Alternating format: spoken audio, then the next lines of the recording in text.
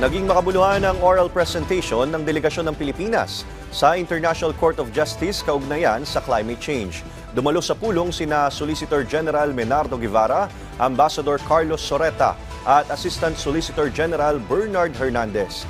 Ilan sa mga naging paksa ng Pilipinas sa presentasyon ay ang mga naging epekto ng climate change sa bansa, gaya ng bagyong Pablo at Yolanda, heat index at iba pang environmental issue. Pinuri naman ng mga manonood ang naging presentasyon ng Pilipinas at sinabing naging malinaw at malaki ang epekto nito.